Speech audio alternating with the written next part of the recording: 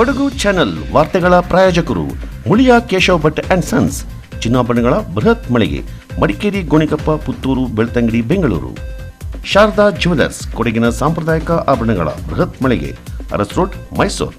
A to Z super market, Vishwamanava double road, Kuvempu Nagar, Mysuru. SLV Promax, corn mix and corn products, Kushalnagar. Prashanth furnitures, ನಿಮ್ಮ ಅಂದದ ಮನೆಗೆ ಚಂದದ ಪೀಠೋಪಕರಣಗಳ ಮಳಿಗೆ, industrial area, Madikeri. Fabins family restaurant, ಬೆಕಾಚಿ resto cafe, always cell tower, ಕೊಯ್ದು ರಸ್ತೆ, ಮಡಿಕೇರಿ. ವನ್ಯಜೀವಿ ದಾಳಿಯನ್ನು ತಡೆಯುವಲ್ಲಿ ಮತ್ತು ಕೊಡಗಿನ ಮೂಲಭೂತ ಸಮಸ್ಯೆಗಳಿಗೆ ಪರಿಹಾರ ಸೂಚಿಸುವಲ್ಲಿ ರಾಜ್ಯ ಸರ್ಕಾರ ಸಂಪೂರ್ಣವಾಗಿ ವಿಫಲವಾಗಿದೆ ಎಂದು ಕೊಡಗು ಜಿಲ್ಲಾ ಬಿಜೆಪಿ ಆರೋಪಿಸಿದೆ. ಸರ್ಕಾರದ ನಿರ್ಲಕ್ಷ್ಯ ಧೋರಣೆಯಿಂದ ಖಂಡಿಸಿ ಜುಲೈ 6ರಂದು ಮಡಿಕೇರಿಯಲ್ಲಿ ಬೃಹತ್ ವಾಹನ ಜಾಥಾ ಮತ್ತು ಪ್ರತಿಭಟನಾ ಸಭೆಯನ್ನು ನಡೆಸಲಾಗುತ್ತೆ ಅಂತ ಬಿಜೆಪಿ ಜಿಲ್ಲಾಧ್ಯಕ್ಷ ನಾಪಂಡ ರವಿ ಕಾಳಪ್ಪ ತಿಳಿಸಿದ್ದಾರೆ.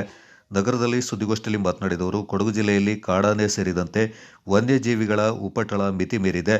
ಕಾಡಾನೆ ದಾಳಿಗೆ ಸಿಲುಕಿ ಜನರು ಪ್ರಾಣ ಕಳ್ಕೊಳ್ತಾ ಇದ್ದಾರೆ ಮತ್ತು ಅಂಗವೈಕಲ್ಯತೆಗೆ ಒಳಗಾಗ್ತಾ ಇದ್ದಾರೆ. ರೈತರು ಕೃಷಿ ಫಸಲು ಕಳ್ಕೊಂಡು ಸಂಕಷ್ಟಕ್ಕೆ ಸಿಲುಕಿದ್ರೂ ರಾಜ್ಯ ಸರ್ಕಾರ ಪರಿಹಾರ ನೀಡ್ತಾ ಇಲ್ಲ. ಹುಲಿ ಮತ್ತು ಚಿರತೆ ದಾಳಿಯಿಂದ ಜಾನುವಾರುಗಳು, ಸಾಕು ಪ್ರಾಣಿಗಳು ಬಲಿಯಾಗ್ತಾ ಇವೆ. ವನ್ಯಜೀವಿಗಳ ನಿರಂತರ ದಾಳಿಯಿಂದ ಸರ್ಕಾರ ಗಂಭೀರವಾಗಿ ಪರಿಗಣಿಸ್ತಾ ಇಲ್ಲವೆಂದು ಅಸಮಾಧಾನ ವ್ಯಕ್ತಪಡಿಸಿದರು. ಟ್ರಂಚ್ ಮಾಡುವಂಥದ್ದು ಅಥವಾ ಬ್ಯಾರಿಕೇಡ್ಗಳನ್ನ ಹಾಕುವಂಥದ್ದು ಅಥವಾ ಸೋಲಾರ್ ಬೇಲಿಗಳನ್ನ ಹಾಕುವಂಥದ್ದು, ಈ ರೀತಿಯನ್ನು ಪೂರ್ತಿ ಎಲ್ಲ ಕಡೆ ಮಾಡುವಂಥದ್ದು ಅಷ್ಟಿದ್ರೆ ಎಲ್ಲವೂ ಪೂರ್ತಿ ಮಾಡ್ಬೋದು. ಅದೇ ರೀತಿ ಕಾಡು ಪ್ರಾಣಿಗಳಿಗೂ ಅಷ್ಟೇ ಅರಣ್ಯದಲ್ಲೇ ಒಂದು ರೀತಿಯಲ್ಲಿ ಕೆರೆಗಳನ್ನ ಮಾಡುವಂಥದ್ದು, ಅವು ತಿನ್ನುವಂಥ ಆಹಾರದ ಮರಗಳು, ಸೊಪ್ಪುಗಳನ್ನು ನೆಡುವಂಥದ್ದು, ಒಂದು ರೀತಿಯಲ್ಲಿ ಅದು ಚರ್ಚೆ ಮಾಡ್ಬೋದು. ಎಲ್ಲರೂ ಸಹ ಅವರವರ ಅಭಿಪ್ರಾಯಗಳನ್ನು ಹೇಳ್ತಾರೆ, ಒಂದು ಒಳ್ಳೆಯ ಒಂದು ತೀರ್ಮಾನಕ್ಕೆ ಬರುವಂಥದ್ದು ಆಗ್ತಿತ್ತು. ಆ ಮುಖಾಂತರ ಇವರು ರಾಜ್ಯದಿಂದ ಕೇಂದ್ರಕ್ಕೆ ಪ್ರಸ್ತಾವನೆ ಕಳಿಸಿದರೆ ನಮ್ಮ ಸಂಸದರು ಸಹ ತುಂಬ ಇದರಲ್ಲಿ ಉತ್ಸುಕರಾಗಿದ್ದಾರೆ.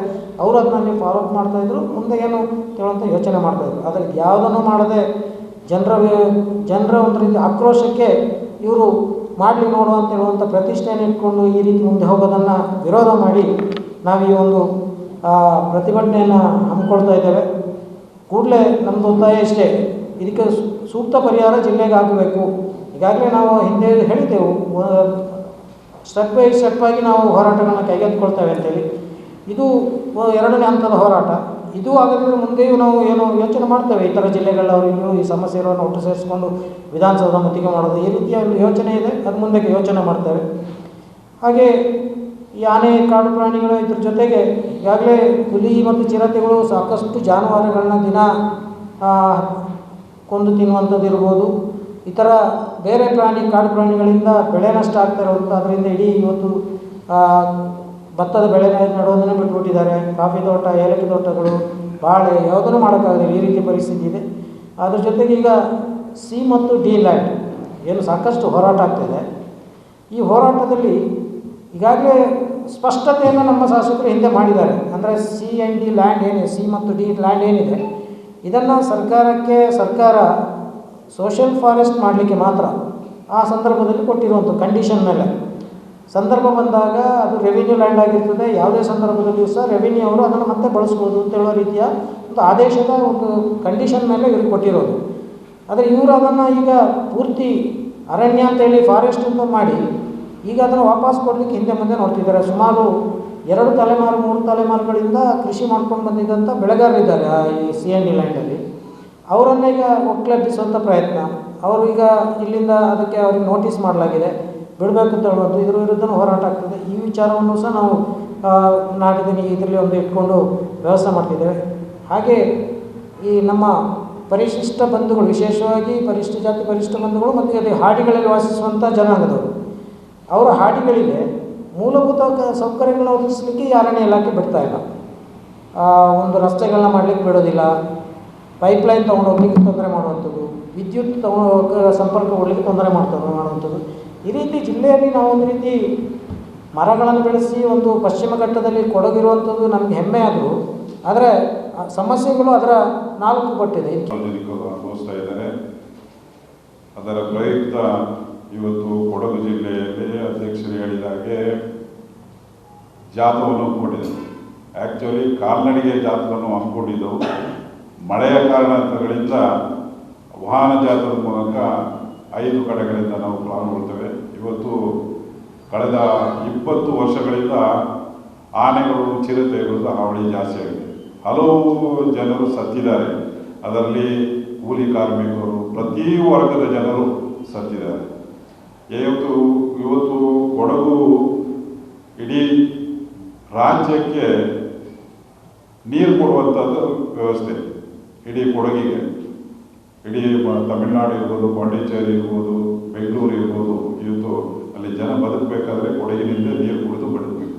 ಇಂಥ ಒಂದು ಪರಿಸ್ಥಿತಿಯಲ್ಲಿ ಕಳೆದ 10-20 ವರ್ಷಗಳಿಂದ ಆನೆ ಹಾವಳಿ, ಯಾಕೆಂದರೆ ಇಲ್ಲಿ ಯಾವುದೇ ಪ್ರಾಣಿಗಳಿಂದ ಬೆಳೆ ನಷ್ಟಗಳು ಬದುಕಲಿಕ್ಕಾಗ್ತದೆ, ನಡ್ಕೊಂಡಾಗ್ತದೆ. ಈಗ ತಾನೇ ಅಲ್ಲಿ ವಿರಾಜಪೇಟೆ ಪಕ್ಕದಲ್ಲಿ 12 ಆನೆಗಳ ಗುಂಪು ಇದೆ. ಈ ರೀತಿ ಆನೆಗಳಿಂದ ಪ್ರಾಣಿಗಳಿಂದ ತೊಂದರೆ ಅನಿಸ್ಕೊಂಡು ಬರ್ತಾ ಇದ್ದೀವಿ. ಇದರ ಪ್ರಯುಕ್ತವಾಗಿ ಜನರನ್ನ ಜಾಗೃತಿ ಮೂಡಿಸಲಿಕ್ಕೋಸ್ಕರ ಇವತ್ತು ನಾವು ಈ ಜಾಥಾವನ್ನು ಹಮ್ಮಿಕೊಂಡಿದ್ದೇವೆ. ಇದರಲ್ಲಿ ಸರ್ಕಾರ ಎತ್ತೆತ್ತಿಕೊಂಡು ಇವತ್ತು ಇಡೀ ಕೊಡಗು ಜಿಲ್ಲೆಗೆ ಒಂದು ಬ್ಯಾರಿಕೇಡ್ ನಿರ್ಮಾಣ ಮತ್ತು ಚರಂಡಿ ಯಾವುದು ಟ್ರಂಚಸ್ ಹೊಡೆಯುವಂಥ ಮೇಂಟೆನೆನ್ಸು ಮತ್ತು ಇದನ್ನು ಮಾಡಲಿಕ್ಕೆ ಬಡ್ಜೆಟಲ್ಲಿ ಈ ಸರ್ಕಾರ ಏನು ಅಂತ ಹೇಳಿದ್ರೆ 2,000 ಕೋಟಿ ಕೊಡಗು ಜಿಲ್ಲೆ ಕೊಟ್ಟಿದ್ದು ನಮಗೆ ಶಾಶ್ವತ ಒಂದು ಪರಿಹಾರ, 80% ಪರಿಹಾರ ಸಿಗ್ತದೆ. ಆ ದೃಷ್ಟಿಯಿಂದ ಸರ್ಕಾರವೂ ಎಚ್ಚರಿಕೆ ಕೊಡುವಂಥದ್ದು. ಹಾಗಾಗಿ ಪ್ರತಿಯೊಂದು ಕೊಡಗಿನ ಸಾರ್ವಜನಿಕರು, ಬಂಧುಗಳು, ಇದರಲ್ಲಿ ಯಾವುದೇ ಪಕ್ಷ ವಿಷಾದಿಲ್ಲ. ನಾವು ಜನರಿಗೆ ತೊಂದರೆ ಆದಾಗ ನಮ್ಮ ಪಕ್ಷ ಅದಕ್ಕೆ ಹೋರಾಟದಲ್ಲಿ ನಾವು ತೆಗೆದುಕೊಂಡಿದ್ದೇವೆ. ಪ್ರತಿ ಕೊಡಗಿನ ಜನರು ಇದರಲ್ಲಿ ಭಾಗವಹಿಸಿ ಇದನ್ನು ಯಶಸ್ವಿ ಮಾಡಬೇಕು. ಹಾಗೆಯೇ ಮುಂದಿನ ದಿನಗಳಲ್ಲಿ 5 ಜಿಲ್ಲೆಗಳಲ್ಲಿ ಇದರ ಆನೆಯ ತೊಂದರೆಯನ್ನು ಅನುಭವಿಸಿದ್ದೇವೆ. ಚಿಕ್ಕಮಗಳೂರು ಇರ್ಬೋದು, ಚಾಮರಾಜನಗರ ಇರ್ಬೋದು, ಮೈಸೂರಿನ 2-3 ಡಿಸ್ಟಿಕ್ಕು, ಮತ್ತು ಚಾಮರಾಜನಗರ, ಈಗ ಕನಕಪುರ ಇದೂ ಇದೆ. ಈ ಜನರನ್ನ ಪ್ರತಿಯೊಬ್ಬರನ್ನ ಅಲ್ಲಿ ಏನು ರೈತರು ಅನುಭವಿಸಿದ ತೊಂದರೆ, ಆ ಪ್ರಾಣಿ ಅವರಿಂದ ಅನುಭವಿಸಿದ್ರೆ ಅವ್ರನ್ನ ಸಂಘಟನೆ ಮಾಡಿ ಮುಂದಿನ ದಿನಗಳಲ್ಲಿ ವಿಧಾನಸೌಧ ಮುತ್ತಿಗೆ ಹಾಕುವಂಥ ಕಾರ್ಯಕ್ರಮವನ್ನು ಹಮ್ಮಿಕೊಳ್ಳುತ್ತೇವೆ. ಯಾಕೆಂದರೆ ಯಾವುದೋ ಭಾಗದ ಒಬ್ಬರನ್ನ ಫಾರೆಸ್ಟ್ ಮಿನಿಸ್ಟರ್ ಮಾಡಿದರೆ ವಾಸ್ತವ ಸಂಗತಿ ಅವ್ರಿಗೆ ಗೊತ್ತಿರೋದಿಲ್ಲ. ಅದಕ್ಕಾಗಿ ನಾನು ತಮ್ಮ ಮೂಲಕ ಒಂದು ಮನವಿಯನ್ನು ಮಾಡ್ತೇನೆ. ಮಲೆನಾಡು ಭಾಗದಲ್ಲಿ ಆನೆಗಳ ಕಾಟ ಜಾಸ್ತಿ ಇರೋದು. ಹಾಸನ, ಕೊಡಗು, ಚಿಕ್ಕಮಗಳೂರು, ಶಿವಮೊಗ್ಗ ಈ ಭಾಗದಲ್ಲಿ ಗೆದ್ದಂಥ MLA ಅವರಿಗೆ ಒಂದು ಫಾರೆಸ್ಟ್ ಮಿನಿಸ್ಟರ್ ಕೊಟ್ಟರೆ ಉತ್ತಮ ಒಂದು ಆಡಳಿತವನ್ನು ಕೊಡ್ಬೋದು ಅಂತ ನನ್ನ ಒಂದು ಅನಿಸಿಕೆ. ಯಾಕಂದರೆ ಬಾಕಿಯವರಿಗೆ ಈ ಆನೆ ಕಾಟದ ಬಗ್ಗೆ ಗೊತ್ತಿರೋದಿಲ್ಲ, ಅಷ್ಟಾಗಿ ಗೊತ್ತಿರಲ್ಲ. ಅದಕ್ಕಾಗಿ ಕೊಟ್ಟರೆ ಉತ್ತಮ ಅಂತ ನಾನು ಹೇಳಲಿಕ್ಕೆ ಇಷ್ಟಪಡ್ತೇನೆ. ಸುದ್ದಿಗೋಷ್ಠಿಯಲ್ಲಿ ವಿಧಾನ ಪರಿಷತ್ನ ಸದಸ್ಯ MP ಸುಜಾ ಕುಶಾಲಪ್ಪ, ಮಾಜಿ ಸದಸ್ಯ MP ಸುನಿಲ್ ಸುಬ್ರಹ್ಮಣಿ, ಬಿಜೆಪಿ ಜಿಲ್ಲಾ ಪ್ರಧಾನ ಕಾರ್ಯದರ್ಶಿಗಳಾದ VK ಲೋಕೇಶ್, ಮಹೇಶ್ ಜೈನಿ, ವಕ್ತಾರ BK ಅರುಣ್ ಕುಮಾರ್ ಪಾಲ್ಗೊಂಡಿದ್ದರು. ಸಣ್ಣ ಪ್ರಮಾಣದ ಮಳೆ ಮತ್ತು ಗಾಳಿಗೆ ಕೆದಕಲ್ ರಾಷ್ಟ್ರೀಯ ಹೆದ್ದಾರಿ ಬದಿಯಲ್ಲಿದ್ದ ಬೃಹತ್ ಮರವೊಂದು ಹೆದ್ದಾರಿಗೆ ಬಿದ್ದ ಪರಿಣಾಮ 2 ಬದಿಯ ವಾಹನಗಳ ಸಂಚಾರ ಸ್ಥಗಿತಗೊಂಡು ಸರತಿ ಸಾಲಿನಲ್ಲಿ 100 ವಾಹನಗಳು ನಿಂತವು.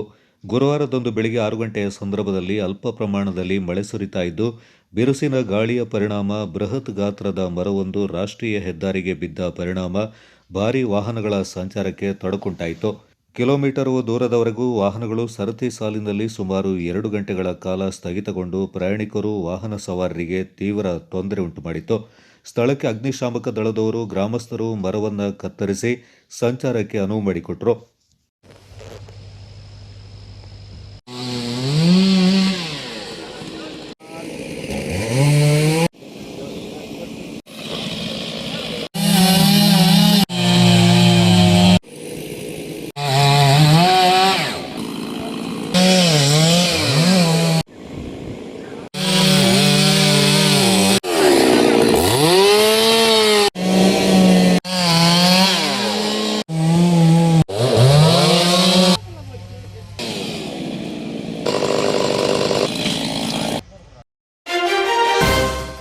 ರಸಗೊಬ್ಬರ ಪೂರೈಕೆಯಲ್ಲಿ ರಾಜ್ಯದ ರೈತರಿಗೆ ಅನ್ಯಾಯವಾಗ್ತಾ ಇದ್ದು, ರಾಜ್ಯ ಸರ್ಕಾರ ಮಧ್ಯಪ್ರವೇಶ ಮಾಡಿ ಸಮಸ್ಯೆಯನ್ನು ಪರಿಹರಿಸಬೇಕು. ಇಲ್ಲವಾದಲ್ಲಿ ರಾಜ್ಯವ್ಯಾಪಿ ಹೋರಾಟ ನಡೆಸುವುದು ಅನಿವಾರ್ಯವಾಗಲಿದೆ ಎಂದು ಕರ್ನಾಟಕ ರಾಷ್ಟ್ರ ಸಮಿತಿ ಪಕ್ಷದ ಪ್ರಮುಖರು ಎಚ್ಚರಿಕೆ ನೀಡಿದ್ದಾರೆ. ಈ ಕುರಿತು ಸುದ್ದಿಗೋಷ್ಠಿಯಲ್ಲಿ ಮಾತನಾಡಿದ ಪಕ್ಷದ ರಾಜ್ಯ ಸಂಘಟನಾ ಪ್ರಧಾನ ಕಾರ್ಯದರ್ಶಿ ಶ್ರೀನಿವಾಸ್ ಶಾಸ್ತ್ರಿ, ಹಲವಾರು ವರ್ಷಗಳಿಂದ ರಸಗೊಬ್ಬರ ವಿಚಾರದಲ್ಲಿ ರೈತರಿಗೆ ಅನ್ಯಾಯವಾಗ್ತಾ ಇದೆ. ಸಬ್ಸಿಡಿ ವ್ಯಾಪ್ತಿಗೆ ಒಳಪಡುವ ರಸಗೊಬ್ಬರವನ್ನು ಹೆಚ್ಚಿನ ದರಕ್ಕೆ ಮಾರಾಟ ಮಾಡಲಾಗ್ತಾ ಇದೆ. ಮಾತ್ರವಲ್ಲದೆ ಗೊಬ್ಬರ ಜೊತೆಯಲ್ಲಿಯೇ ಇತರ ಉತ್ಪನ್ನಗಳನ್ನು ಖರೀದಿ ಮಾಡಬೇಕೆಂದು ರೈತರನ್ನು ಒತ್ತಾಯಿಸಲಾಗ್ತಾ ಇದೆ. ಮಾತ್ರವಲ್ಲದೆ ಗೊಬ್ಬರ ಉತ್ಪಾದಕ ಕಂಪನಿಯೇ ಗೊಬ್ಬರ ಸರಬರಾಜು ದರವನ್ನು ಪಾವತಿಸಬೇಕು ಎಂಬ ನಿಯಮವಿದೆ. ಆದರೆ ಈ ನಿಯಮವನ್ನು ಉಲ್ಲಂಘಿಸಿ ರೈತರಿಂದಲೇ ಸರಬರಾಜು ದರ ವಸೂಲಿ ಮಾಡಲಾಗ್ತಾ ಇದೆ. ಈ ಎಲ್ಲ ವಿಚಾರಗಳು ಕೃಷಿ ಅಧಿಕಾರಿಗಳು ಮತ್ತು ಸಂಬಂಧಪಟ್ಟ ಇಲಾಖೆಗಳಿಗೂ ಮಾಹಿತಿ ಇದೆ. ಆದರೂ ಯಾವುದೇ ಕ್ರಮಕ್ಕೆ ಮುಂದಾಗ್ತಾ ಇಲ್ಲ ಅಂತ ಆರೋಪಿಸಿದರು. ಒಂಥರ ಏನಿವತ್ತು ರೈತನಿಗೆ ಎಷ್ಟು ತೊಂದರೆಗಳಾಗ್ತಿದೆ, ರಾಜ್ಯದಲ್ಲಿ ಸರ್ಕಾರಗಳು ರೈತನ ಹಿತದೃಷ್ಟಿನ ಬಯಸಿ ರೈತನಿಗೆ ಅನುಕೂಲ ಆಗೋ ರೀತಿಯಲ್ಲಿ ಏನು ಮಾಡ್ತಿದೆ ಅನ್ನೋದು ನಿಮಗೆಲ್ರಿಗೂ ಗೊತ್ತಿದೆ. ತುಂಬ ರೈತನ ಬದುಕು ತುಂಬ ಶೋಚನೀಯವಾಗಿದೆ. ಇವತ್ತು ರಸಗೊಬ್ಬರಗಳು ತುಂಬ ಅವರ ಯಾರು ಡೀಲರ್ಗಳು ಮತ್ತು ರಸಗೊಬ್ಬರ ಕಂಪ್ನಿಗಳು ಅವ್ರು ಮಾತ್ರ ಲಾಭನ ಮಾಡ್ಕೊಳ್ತಿದ್ದಾರೆ ಹೊರತು ರೈತರಿಗೆ ಕಷ್ಟ ಸುಖನ ಯಾರೂ ಕೇಳ್ತಾ ಇಲ್ಲ. ಈಗ ಲಿಂಕ್ ಪ್ರಾಡಕ್ಟು ಬಲವಂತವಾಗಿ ಕೊಡ್ತಿದ್ದಾರೆ. ಅದು ಲಿಂಕ್ ಪ್ರಾಡಕ್ಟು ಬಲವಂತ ಕೊಡೋ ಥರ ಇರಲ್ಲ ಮತ್ತು ಅವ್ರಿಗೆ ಅವಶ್ಯಕತೆಯೂ ಇರಲ್ಲ ರೈತರಿಗೆ. ಇವರು ಸಮಯ ಸಂದರ್ಭಕ್ಕೆ ಸರಿಯಾಗಿ ಯಾವ ರಸಗೊಬ್ಬರನ ವಿತರಣೆ ಮಾಡಬೇಕು ಮತ್ತು ಬಿತ್ತನೆ ಬೀಜಗಳನ್ನ ವಿತರಣೆ ಮಾಡಬೇಕು ಅನ್ನೋ ನಿಟ್ಟಿನಲ್ಲಿ ನಾವು ಆಲ್ರೆಡಿ ಸುಮಾರು 5-6 ವರ್ಷಗಳಿಂದನೂ ಅವ್ರ ಗಮನಕ್ಕೆ ತರ್ತಾನೆ ಬಂದಿದ್ದೀವಿ. ಆದರೆ ಇವ್ರು ಯಾರೂ ಗಮನಕ್ಕೆ ತಗೊಳ್ತಾನೇ ಇಲ್ಲ. ಆದರೆ ರಾಜಕಾರಣಿಗಳು ಹೇಳೋದು ಮಾತ್ರ ರೈತ ದೇಶದ ಬೆನ್ನೆಲುಬು. ಏನು ಮಾಡ್ತಿದ್ದಾರೆ ಇವತ್ತು, ರೈತ ದೇಶದ ಬೆನ್ನೆಲುಬು ಅಂತ ಬಾಯಲ್ಲಿ ಹೇಳ್ತಿದ್ದಾರೆ, ರೈತನ ಬೆನ್ನೆಲುಬಿನ ಮುರಿಯೋಂಥ ಕೆಲಸ ಮಾಡ್ತಿದ್ದಾರೆ. ರಾಜ್ಯ ಸರ್ಕಾರಗಳು, ರಾಜಕಾರಣಿಗಳು, ಕೃಷಿ ಸಚಿವರು, ಕೃಷಿ ಮಂತ್ರಿಗಳು ಯಾರಿದ್ದೀರಿ, ದಯವಿಟ್ಟು ಇದನ್ನು ಸಂಬಂಧಪಟ್ಟ ಇಲಾಖೆಗಳಿಗೆ ನೀವು ಏನೋ ಡೈರೆಕ್ಷನ್ನ ನೀಡೋದ್ರ ಮುಖಾಂತರ ರೈತರಿಗೆ ಅನುಕೂಲ ಆಗೋ ರೀತಿಯಲ್ಲಿ ರಸಗೊಬ್ಬರಗಳನ್ನ ಮತ್ತು ಬಿತ್ತನೆ ಬೀಜಗಳನ್ನ ಸಮಯಕ್ಕೆ ಸರಿಯಾಗಿ ಸರಬರಾಜು ಮಾಡುವಂಥ ನಿಟ್ಟಿನಲ್ಲಿ ನೀವು ಕ್ರಮ ಕೈಗೊಳ್ಳಬೇಕು. ಮತ್ತು ಏನು ಅನಧಿಕೃತವಾಗಿ ರೈತರ ಮೇಲೆ ಹೊರೆನ ಹಾಕ್ತಿದ್ದಾರೆ, ಲಿಂಕು ಮತ್ತು ಗೊಬ್ಬರದ್ದು MRP ಏನು ಬೆಲೆಗಿಂತ ಜಾಸ್ತಿ ದುಡ್ಡು ತಗೊಂಡು ರೈತರನ್ನ ಶೋಷಣೆ ಮಾಡ್ತಿದ್ದಾರೆ, ಸುಲಿಗೆ ಮಾಡ್ತಿದ್ದಾರೆ. ಇವೆಲ್ಲ ತಪ್ಪಬೇಕು. ಯಾವುದೇ ಕಾರಣಕ್ಕೂ ಇವೆಲ್ಲನೂ ನಾವು KRS ಪಕ್ಷದವರು ಯಾವುದೇ ಕಾರಣಕ್ಕೂ ಸಹಿಸಲ್ಲ. ಅದರ MRP ಬೆಲೆಗಿಂತ ಜಾಸ್ತಿ ಬೆಲೆಯನ್ನು ಅಲ್ಲಿನ ಅಂಗಡಿಗಳ ಮಾಲೀಕರು ವಸೂಲು ಮಾಡ್ತಾ ಇರ್ತಾರೆ. ಉದಾಹರಣೆಗೆ 430 ಇದ್ದರೆ 600 ರೂಪಾಯಿ, 1000 ಚಿಲ್ಲರೆ ಇದ್ದರೆ 1700 ರೂಪಾಯಿ, ಈ ರೀತಿ ವಸೂಲು ಮಾಡ್ತಾ ಇದ್ದಾರೆ. ಅದೇ ಸಮಯದಲ್ಲಿ ರೈತರಿಂದ ಟ್ರಾನ್ಸ್ಪೋರ್ಟಿಂಗ್ ಖರ್ಚನ್ನು ಮತ್ತು ಕೂಲಿಯಾಳುಗಳ ಖರ್ಚುಗಳನ್ನು ಕೂಡ ನಮಗೆ ಕೊಡಬೇಕು ಅಂತ ರೈತರಿಂದ ವಸೂಲು ಮಾಡ್ತಾ ಇದ್ದಾರೆ. ಯಾವ ಕಂಪನಿ ರಸಗೊಬ್ಬರಗಳನ್ನ ತಯಾರು ಮಾಡುತ್ತೋ ಅದೇ ಕಂಪನಿ ಎಲ್ಲಿ ಡಿಸ್ಟ್ರಿಬ್ಯೂಟ್ ಮಾಡ್ತಾರೆ, ಅಂಗಡಿಗಳಿಗೆ ಗೊಬ್ಬರಗಳನ್ನ ಸರಬರಾಜು ಮಾಡ್ತಾರೆ, ಅಲ್ಲಿ ತನಕ ಟ್ರಾನ್ಸ್ಪೋರ್ಟಿಂಗ್ ಚಾರ್ಜನ್ನು ಅದೇ ವಹಿಸ್ಕೋಬೇಕು ಅಂತ ಸರ್ಕಾರದಲ್ಲಿದೆ. ಆದರೆ ಆ ಆದೇಶವನ್ನು ಉಲ್ಲಂಘನೆ ಮಾಡಿ ರೈತರಿಂದ ಹೆಚ್ಚಿನ ರೀತಿಯಲ್ಲಿ ಹಣನ ವಸೂಲು ಮಾಡ್ತಾ ಇರ್ತಾರೆ. ಮತ್ತು ಅದೇ ಸಮಯದಲ್ಲಿ ಬೇಕಾದಷ್ಟು ಒಂದು ರಸಗೊಬ್ಬರದ ಒಂದು ಸ್ಟಾಕ್ ಏನು ಬೇಕೋ ಅದನ್ನು ಹೋಗಿ ಕೇಳಿದ್ರೆ ಇಲ್ಲ ಅಂತ ಹೇಳೋದು, ಅದನ್ನು ಕಾಳಸಂತೆಯಲ್ಲಿ ಮಾರಾಟ ಮಾಡ್ತಾ ಇರ್ತಾರೆ. ಮತ್ತು ಅವ್ರಿಗೆ ಯಾವುದು ಬೇಕೋ ಅದನ್ನು ಕೊಡ್ತಾ ಇಲ್ಲ. ಅವರಲ್ಲಿ ಏನು ಸ್ಟಾಕ್ ಇದೆಯೋ ಆ ಸ್ಟಾಕ್ನ ತಗೋಬೇಕು ಅಂತ ರೈತರಿಗೆ ಒಂದು ಬಲವಂತವಾಗಿ ಅದನ್ನು ಮಾರಾಟ ಮಾಡಲಿಕ್ಕೆ ಅಂಗಡಿಗಳು ಪ್ರಯತ್ನ ಪಡ್ತಾ ಇದ್ದಾರೆ. ಮತ್ತು ಅವರ ಬೇರೆ ಉತ್ಪನ್ನಗಳನ್ನು ಕೂಡ ನೀವು ತೆಗೆದುಕೊಂಡ್ರೆ ಮಾತ್ರ ನಾವು ನಿಮಗೆ ರಸಗೊಬ್ಬರಗಳನ್ನು ಕೊಡ್ತೀವಿ, ನೀವು ಬೇರೆ ಉತ್ಪನ್ನಗಳನ್ನು ತಗೊಳ್ಳಿಲ್ಲ ಅಂದರೆ ನಿಮಗೆ ರಸಗೊಬ್ಬರಗಳನ್ನು ಕೊಡಲ್ಲ ಅಂತ ಹೇಳಿ ಅವರಿಗೆ ಬೇಡದೇ ಇರುವಂತಹ, ಈ ಎಕ್ಸಾಂಪಲ್ಗೆ ಯಾವುದೋ ಒಬ್ಬ ರೈತನಿಗೆ ಪೊಟ್ಯಾಷಿಯಂ ಬೇಕು ಅಂತಂದರೆ ಅದನ್ನು ಕೊಡಲ್ಲ, ಬೇಡದೇ ಇರುವಂಥ ಒಂದು ರಸಗೊಬ್ಬರನ ಅವರು ತಯಾರಿದೆ, ಇದನ್ನು ನೀವು ತೊಗೊಂಡ್ರೇ ನಿಮಗೆ ಕೊಡೋದು ಅಂತ ಹೇಳಿ ಅಧಿಕವಾದಂಥ ಅವರಿಗೆ ಆರ್ಥಿಕವಾಗಿ ಹೊರೆಯನ್ನು ಮಾಡ್ತಾ ಇದೆ. ಇದರ ವಿರುದ್ಧವಾಗಿ ನಮ್ಮ KRS ಪಕ್ಷವು ಕರ್ನಾಟಕ ರಾಜ್ಯದ ಎಲ್ಲ ಜಿಲ್ಲೆಗಳಲ್ಲೂ ಹೋರಾಟವನ್ನು ಮಾಡ್ತಾ ಇದೆ. ಸರ್ಕಾರಕ್ಕೆ ಒಂದು ಎಚ್ಚರಿಕೆಯನ್ನು ಕೊಡ್ತಾ ಇದೆ. KRS ಪಕ್ಷದ ರೈತ ಘಟಕದ ಕಾರ್ಯದರ್ಶಿ ಸತೀಶ್ ಕುಮಾರ್, KRS ಪಕ್ಷದ ಪ್ರಮುಖರಾದ KR ಪ್ರಭುಸ್ವಾಮಿ, ಕಂದಳ್ಳಿ ಮಹೇಶ್, TV ಶೇಖರ್ ಸುದ್ದಿಗೋಷ್ಠಿಯಲ್ಲಿ ಪಾಲ್ಗೊಂಡಿದ್ದರು. ಕೊಡಗು ಗಣಿ ಮತ್ತು ಭೂವಿಜ್ಞಾನ ಇಲಾಖೆ ವತಿಯಿಂದ ವಿರಾಜಪೇಟೆ ಹೊರವಲಯದ ಕಡಂಗಮುರೂರು ಗ್ರಾಮದಲ್ಲಿ ಸಭೆ. ಅರಂಬೇರಿ ಗ್ರಾಮದಲ್ಲಿ ನಡೀತಾ ಇರುವ ಕಲ್ಲು ಗಣಿಗಾರಿಕೆಗೆ ಸ್ಥಳೀಯರ ವಿರೋಧ. ಕಳೆದ 7 ತಿಂಗಳಿಂದ ಸರ್ಕಾರದ ಅನುಮತಿ ಪಡೆದು ಕಲ್ಲು ಗಣಿಗಾರಿಕೆಗೆ ನಡೀತಾ ಇದೆ. ಆದರೆ ಅಲ್ಲಿ ಸ್ಫೋಟಕ ಬಳಸಿ ಗಣಿಗಾರಿಕೆ ನಡೀತಾ ಇದೆ. ಇದರಿಂದ ನಮ್ಮ ವಾಸದ ಮನೆಗಳಿಗೆ ಹಾನಿಯಾಗ್ತಾ ಇದೆ ಎಂದು ಸ್ಥಳೀಯ ನಿವಾಸಿ ಕೋದಂಡ ಅಪ್ಪಣ್ಣವರು ಜಿಲ್ಲಾಧಿಕಾರಿಗಳಿಗೆ ಪುಕಾರು ನೀಡಿದ ಹಿನ್ನೆಲೆ ಜಿಲ್ಲಾಡಳಿತ ಈ ಬಗ್ಗೆ ಪರಿಶೀಲಿಸಿ ವರದಿ ನೀಡುವಂತೆ ಸೂಚನೆ ನೀಡಿತ್ತು. ಈ ಹಿನ್ನೆಲೆ ಅರಂಬೇರಿ ಮತ್ತು ಕಡಂಗಮುರೂರು ಗ್ರಾಮದ ಗ್ರಾಮಸ್ಥರಿಗೆ ಜಿಲ್ಲಾಡಳಿತದಿಂದ ಅಲ್ಲಿನ ಸರ್ಕಾರಿ ಸಮುದಾಯ ಭವನದಲ್ಲಿ ಗಣಿ ಮತ್ತು ಭೂವಿಜ್ಞಾನ ಇಲಾಖೆ ವತಿಯಿಂದ ಸಭೆಯನ್ನ ನಡೆಸಲಾಯಿತು. ಸಭೆಯಲ್ಲಿ ಗಣಿಗಾರಿಕೆ ಮಾಡುವ ಮಾಲೀಕರು, ಜಿಲ್ಲಾಡಳಿತ, ಗ್ರಾಮಸ್ಥರು ಸೇರಿದಂತೆ ಸಭೆ ನಡೆಸಲಾಯಿತು. ಗ್ರಾಮಸ್ಥರು ಈ ಗಣಿಗಾರಿಕೆಗೆ ಸಂಪೂರ್ಣ ವಿರೋಧವನ್ನು ವ್ಯಕ್ತಪಡಿಸಿದರು. ಹಿರಿಯ ಭೂವಿಜ್ಞಾನ ಅಧಿಕಾರಿ ಸಂದೀಪ್ ಅವರು ಮಾತನಾಡಿ, ಸಾರ್ವಜನಿಕ ವಿರೋಧ ಹಿನ್ನೆಲೆ ಗಣಿಗಾರಿಕೆ ನಿಲ್ಲಿಸುವಂತೆ ಆದೇಶ ನೀಡಿದರು. ಹೆಂಗ್ ಬ್ಲಾಸ್ಟ್ ಮಾಡಬೇಕು ಅಂತ ಇಲ್ಲ, ಯಾವ ತರನಂತೂ ಇಲ್ಲ. ಮತ್ತೆ ಹೆಂಗೆ ಇನ್ನೊಂದು ಲೈಸೆನ್ಸ್ ಅದ ಹೆಂಗ್ ರನ್ ಮಾಡ್ತಾರೆ? ಬ್ಲಾಸ್ಟಿಂಗ್ ಎಕ್ಸ್ಪ್ಲೋಸಿವ್ಸ್ ಯೂಸ್ ಮಾಡಬೇಕು ಅಂತ ಎಲ್ಲೂ ಇಲ್ಲ ಅಂತ ಹೇಳಿದ್ಮೇಲೆ ಹೆಂಗೆ ಅವು ಕೆಮಿಕಲ್ ಎಕ್ಸ್ಪ್ಲೋಷನ್ಸ್ ಯೂಸ್ ಮಾಡ್ತಾರೆ? ಹೆಂಗೆ ಟ್ರಾನ್ಸ್ಪೋರ್ಟ್ ಮಾಡಿದ್ರು ಅವರು? ಯಾವ ಬೇಸಿಸ್ ಮೇಲೆ? ಅಲ್ಲಿ ಯಾಡ್ ಹಾಕಿದ್ದಾರೆ, ಮದ್ದೂರಲ್ಲಿ ಯಾಡ್ ಹಾಕೋ ಗಾಡಿ ಮೆಟೀರಿಯಲ್ಸ್ ತಂದು ಹಾಕ್ತಾರಲ್ಲ ಮನೆ ಯಾರಿಗೆ ಪರ್ಮಿಟ್ ಇದೆ? ಯಾವ ಗಾಡಿ ಅವರಿಗೆ ಪರ್ಮಿಟ್ ಇದೆ? ನಮ್ಮ ಗಾಡಿ ಪರ್ಮಿಟ್ ತಗೊಂಡ್ರೆ ಗುಡ್ಡೆ ಹೊಸರಲ್ಲಿ ಹಿಡಿತೀರ ನೀವು. ನಮ್ಮ ಗಾಡಿ ಕುಶಾಲನಗರದಿಂದ ಪರ್ಮಿಟ್ ತಗೊಂಡು ಬಂದ್ರೆ ಗುಡ್ಡೆ ಹೊಸರಲ್ಲಿ ಹಿಡಿತಾರೆ. ಯಾರ್ಡಲ್ಲಿ ಮೆಟೀರಿಯಲ್ಸ್ ತಗೊಂಡು ಮನೆ ಹಾಕ್ತಾರಲ್ಲ, ಯಾವ ಗಾಡಿಗೆ ಪರ್ಮಿಟ್ ಇದೆ? ಎಲ್ಲಿದೆ ಸರ್? ತೋರಿಸಿ, ಈಗ ಬನ್ನಿ. ಗಾಡಿ ಹತ್ತಿ 10 ನಿಮಿಷ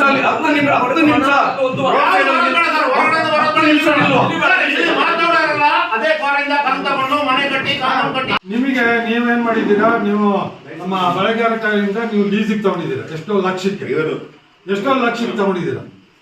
ನಂದೊಂದು ಸಜೆಷನ್, ಇಷ್ಟೆಲ್ಲ ನಾಗರಿಕರು, ಇಷ್ಟೆಲ್ಲ ಗ್ರಾಮಸ್ಥರು ಬಂದು ಬೇಡ ಅಂತ ಹೇಳ್ತಾ ಇದ್ದಾರೆ ಅಲ್ವಾ? ಅವರು ನನ್ನ ಪ್ರಕಾರ ಈ ತಗೊಂಡಿರ್ತಕ್ಕಂಥ ನೀವು ಲೀಸ್ 15 ಎಷ್ಟೋ ಲಕ್ಷಕ್ಕೆ ಕೊಟ್ಟಿದ್ದವರು, ಅವ್ರು ದಯವಿಟ್ಟು ನಿಮಗೆ ಕೈ ಮುಗಿತೀನಿ, ಅವ್ರಿಗೆ ಕೊಟ್ಟುಬಿಡಿ, ಅವ್ರಿಗೆಲ್ಲ ಮಾಡ್ತಾರೆ.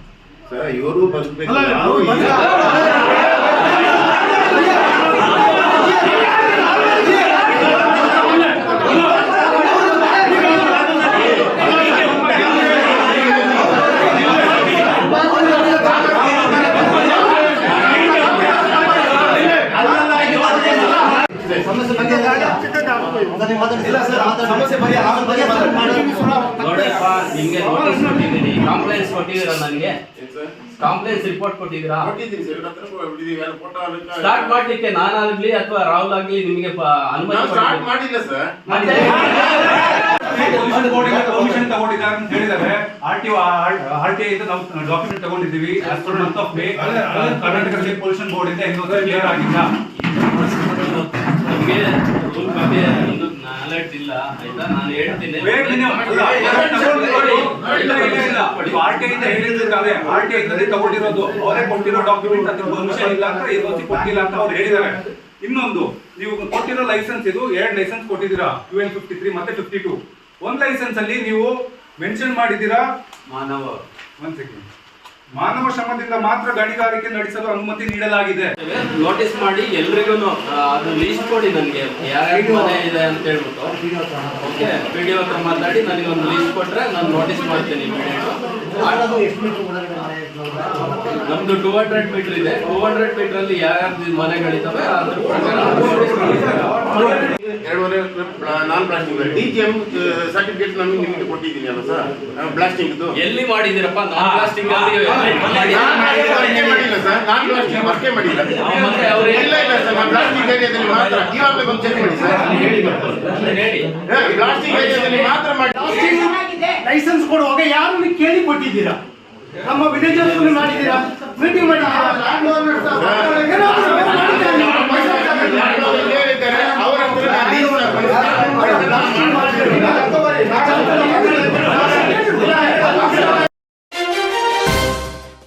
SIR 2026 ಕುರಿತು ಜಾಗೃತಿ ಅರಿವು ಮೂಡಿಸಲು ಭಾರತ ಚುನಾವಣಾ ಆಯೋಗದ ನಿರ್ದೇಶನದಂತೆ ತಾರೀಕು 2ರಂದು ಗುರುವಾರ ಸೋಮರಪೇಟೆ ತಾಲೂಕು ಪಂಚಾಯಿತಿಯ ಕಾರ್ಯನಿರ್ವಹಣಾಧಿಕಾರಿ ಪರಮೇಶ್ ಕುಮಾರ್ ಅವರ ಅಧ್ಯಕ್ಷತೆಯಲ್ಲಿ ತಾಲೂಕು ಪಂಚಾಯಿತಿ ಆವರಣದಿಂದ ನಗರದಲ್ಲಿ ಬೈಕ್ ಜಾಥಾ ಕಾರ್ಯಕ್ರಮವನ್ನು ಹಮ್ಮಿಕೊಂಡು SIRನ ಬಗ್ಗೆ ಅರಿವು ಮೂಡಿಸುವ ಪೋಸ್ಟರ್ಗಳ ಮೂಲಕ ಜನಜಾಗೃತಿ ಅಭಿಯಾನ ಹಮ್ಮಿಕೊಂಡು ಸಾರ್ವಜನಿಕರಿಗೆ SIR ಬಗ್ಗೆ ಅರಿವು ಮೂಡಿಸಲಾಯಿತು.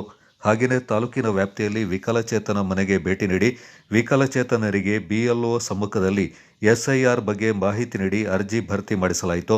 ನಂತರ ಸೋಮರಪೇಟೆ ತಾಲೂಕಿನ ವ್ಯಾಪ್ತಿಯ ಒಳಗುಂದ ಮತ್ತು ಹಿತ್ಲುಮಕ್ಕಿ ಹಾಡಿಗಳ ಮನೆಗಳಿಗೆ ಭೇಟಿ ನೀಡಿ ಹಾಡಿ ಜನರಿಗೆ SIR ಬಗ್ಗೆ ಜಾಗೃತಿ ಮೂಡಿಸಲಾಯಿತು.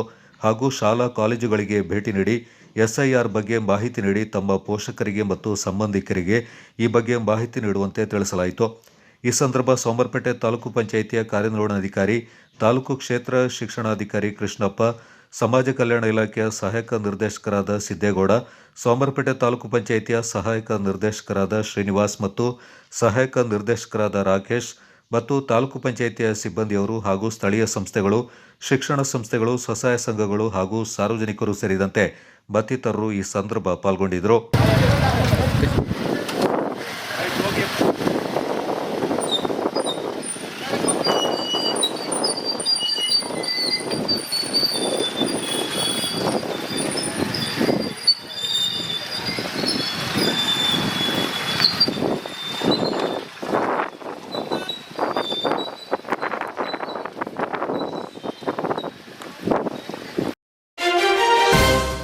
ಬಡಗರಕೇರಿ ಶ್ರೀ ಮೃತ್ಯುಂಜಯ ಕ್ಷೇತ್ರದಲ್ಲಿ ಪುನರ್ರಚನೆಗೊಂಡ ನೂತನ ಗರ್ಭಗುಡಿಯಲ್ಲಿ ದೇವರ ಬಿಂಬ ಪುನರ್ ಪ್ರತಿಷ್ಠೆ ಅಷ್ಟಬಂಧ ಬ್ರಹ್ಮ ಕಲಶೋತ್ಸವವು ನೀಲೇಶ್ವರ ಉಚ್ಚಿಲತಾಯ ಪದ್ಮನಾಭ ತಂತ್ರಿಗಳ ನೇತೃತ್ವದಲ್ಲಿ ಹಾಗೂ ಊರ ಕೂಡುಕಟ್ಟಿನ ಯಜಮಾನತ್ವದಲ್ಲಿ ಜುಲೈ 6ರಿಂದ 9ರವರೆಗೆ ನಡೆಯಲಿದೆ.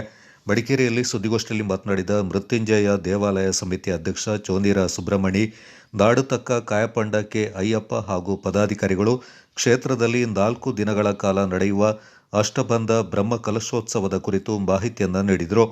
ಜುಲೈ 6ರಂದು ಸಂಜೆ 6 ಗಂಟೆಯಿಂದ ಪ್ರಾರ್ಥನೆ, ಪ್ರಸಾದ ಪರಿಗ್ರಹ, ಪುಣ್ಯಾಹ, ಪ್ರಸಾದ ಶುದ್ಧಿ, ವಾಸ್ತು ರಕ್ಷೋಘ್ನ ಹೋಮ, ವಾಸ್ತು ಬಲಿ ನಡೆಯಲಿದೆ. ಜುಲೈ 7ರಂದು ಬೆಳಿಗ್ಗೆ 7 ಗಂಟೆಗೆ ಗಣಪತಿ ಹೋಮ, ಬಿಂಬಶುದ್ಧಿ, ಕಲಶಾಭಿಷೇಕ, ಸಂಜೆ 7 ಗಂಟೆಗೆ ದುರ್ಗಾ ನಮಸ್ಕಾರ ಪೂಜೆ, ಮಂಟಪ ಸಂಸ್ಕಾರ ಜರುಗಲಿದೆ. ಜುಲೈ 8ರಂದು ಬೆಳಿಗ್ಗೆ ಅನುಜ್ಞಾ ಕಲಶಾಭಿಷೇಕ, ಸಂಹಾರ ತತ್ವ ಕಲಶ ಪೂಜೆ, ಸಂಹಾರ ತತ್ವ ಹೋಮ, ಶಯ್ಯ ಪೂಜೆ, ಸಂಹಾರ ತತ್ವ ಕಲಶಾಭಿಷೇಕ, ಧ್ಯಾನ ಸಂಕೋಚ, ಜೀವ ಕಲಶ ಪೂಜೆ, ಜೀವೋದ್ವಾಸನೆ, ಜೀವ ಕಲಶ ಶಯ್ಯ ಗಮನ ಶಯನ, ಸಂಜೆ 7 ಗಂಟೆಯಿಂದ ಧ್ಯಾನಾಧಿವಾಸ, ಬ್ರಹ್ಮ ಕಲಶ ಪೂಜೆ, ಅಧಿವಾಸ ಹೋಮ, ಪರಿಕಲಶ ಪೂಜೆ, ಪ್ರಸಾದ ಅಧಿವಾಸ, ಪೀಠಾಧಿವಾಸ, ಕಲಶಾಧಿವಾಸ ನಡೆಯಲಿದೆ. ಜುಲೈ 9ರಂದು ಬೆಳಿಗ್ಗೆ 7 ಗಂಟೆಯಿಂದ ಗಣಪತಿ ಹೋಮ, ತತ್ವ ಹೋಮ, ತತ್ವ ಕಲಶ ಪೂಜೆ, 9/9ರಿಂದ 10/22ರ ಸಿಂಹ ಲಗ್ನದ ಶುಭ ಮುಹೂರ್ತದಲ್ಲಿ ಶ್ರೀ ಮೃತ್ಯುಂಜಯ ದೇವರ ಬಿಂಬ ಪ್ರತಿಷ್ಠೆ, ಅಷ್ಟಬಂಧ ಲೇಪನ, ಜೀವ ಕಲಶಾಭಿಷೇಕ, ಶಿಖರ ಪ್ರತಿಷ್ಠೆ ಮುಂದುವರಿದು ತತ್ವ ಕಲಶಾಭಿಷೇಕವಾಗಲಿದೆ. ಮಧ್ಯಾಹ್ನ 1 ಗಂಟೆಗೆ ಮಹಾಪೂಜೆ, ಮಂತ್ರಾಕ್ಷತೆಯ ಬಳಿಕ ಅನ್ನ ಸಂತರ್ಪಣೆಯಾಗಲಿದೆ ಎಂದು ಮಾಹಿತಿಯನ್ನ ನೀಡಿದರು.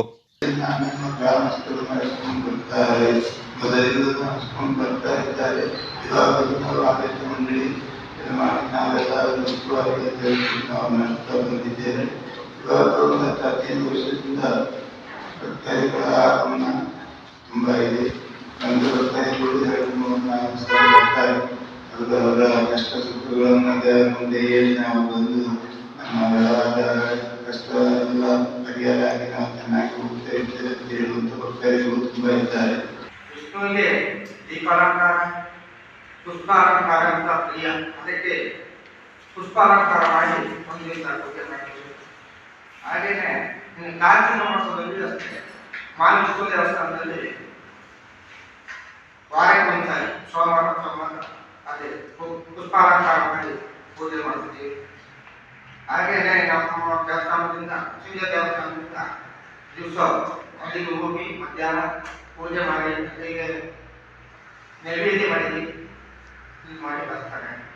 ಈಗ ಭಕ್ತಾದಿಗಳು ಬಂದು ಸೂರ್ಯ ದೇವಸ್ಥಾನ ಬಂದ ಮೇಲೆ ಅಲ್ಲಿಗೆ ವಿಷ್ಣು ದೇವಸ್ಥಾನಕ್ಕೂ ಹೋಗಿ ಅಲ್ಲಿ ತಪ್ಪಕಾಣಿಕೆ ಹಾಕಿ ಅವರ ಅಕಸ್ಮ ಸುಖಗಳನ್ನು ಹೇಳಿಕೊಂಡು ಬರ್ತಾರೆ.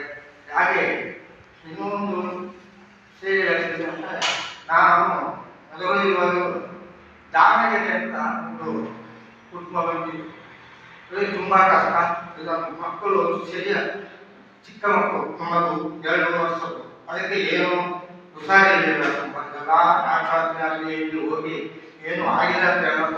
ಆ ಡಾಕ್ಟ್ರೇ ಒಬ್ಬರು ಹೇಳಿದ್ರಲ್ಲ, ನಮ್ಮಿಂದ ಏನು ಆಗಲ್ಲ, ನೀವು ಯಾವ್ದಾದ್ರೂ ಒಂದು ಯಾವ ಮನೆ ಹೋಗಿ ಮಾಡಿ ಹಾಗೆ ಅವರಿಗೆ ಯಾವ ಹೇಳ್ಕೊಟ್ರಂತೆ.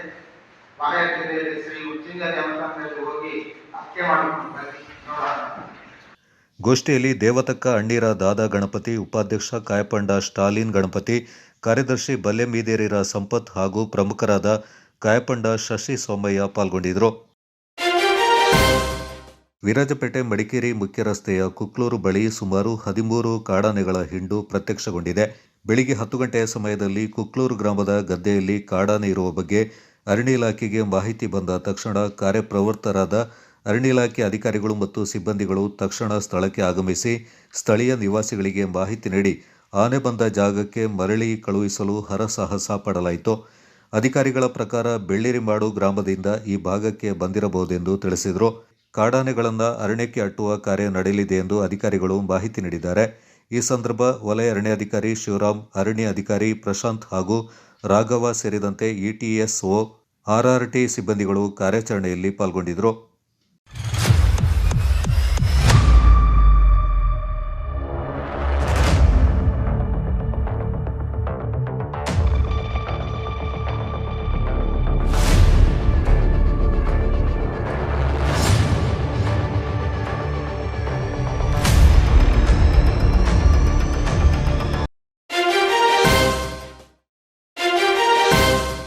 ಮಹಾತ್ಮ ಗಾಂಧೀಜಿ ಹಾಗೂ ಡಾಕ್ಟರ್ BR ಅಂಬೇಡ್ಕರ್ ಅವರ ತತ್ವಾದರ್ಶಗಳಂತೆ ನಾವೆಲ್ಲರೂ ಮನುಜರು ಎನ್ನುವ ವಿಶಾಲ ಚಿಂತನೆಗಳಡಿ ನಾವೆಲ್ಲರೂ ಕರ್ತವ್ಯಪರರಾಗಬೇಕೆಂದು ಸಮಾಜ ಸೇವಕ ಹಾಗೂ ನೆಲ್ಲೆಹುದಿಕೇರಿ ಗ್ರಾಮ ಪಂಚಾಯತ್ನ ಮಾಜಿ ಅಧ್ಯಕ್ಷ ಸಾಬು ವರ್ಗೀಸ್ ಕರೆ ನೀಡಿದರು.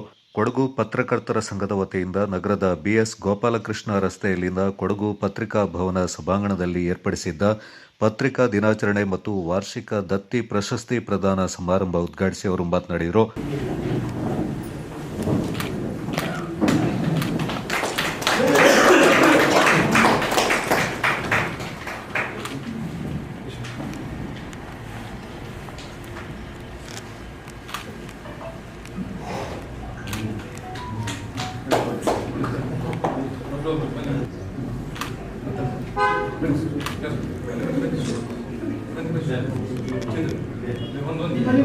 ಮೊದಲಿಗೆ ಅವರ ಬಗ್ಗೆ ಈಗಾಗಲೇ ಅನಿಲ್ HK ಅವರು ಸವಿವರವಾಗಿ ಅವರ ವಿಚಾರಗಳನ್ನು ನಮ್ಮ ಮುಂದೆ ಇಟ್ಟಿದ್ದಾರೆ.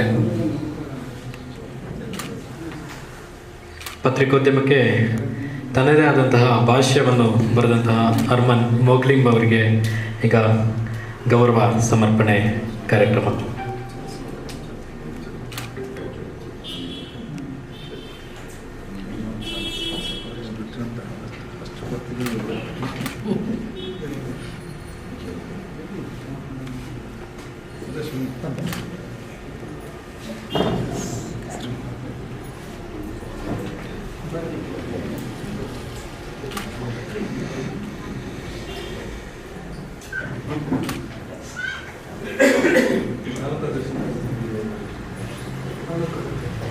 ಹಾಗೆ ನಮ್ಮೊಂದಿಗೆ ತಾಲೂಕು ಅಧ್ಯಕ್ಷರು ಇದ್ದಾರೆ, ವಿರಾಜಪೇಟೆ ತಾಲೂಕು ಅಧ್ಯಕ್ಷರಾದಂತಹ ದಿನೇಶ್ ಸರ್ ಇದ್ದಾರೆ.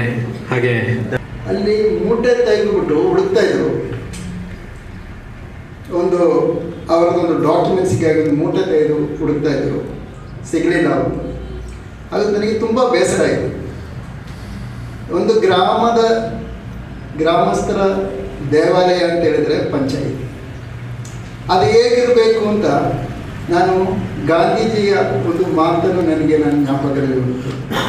ಜಗತ್ತಿನಲ್ಲಿ ನೀನು ಬದಲಾವಣೆ ಆಗಬೇಕು ಅಂತ ಹೇಳಿದ್ರೆ, ಜಗತ್ತನ್ನು ಬದಲಾವಣೆ ಮಾಡಬೇಕು ಅಂತ ಹೇಳಿದ್ರೆ ಫಸ್ಟು ನೀನು ಬದಲಾವಣೆ ಆಗಬೇಕು.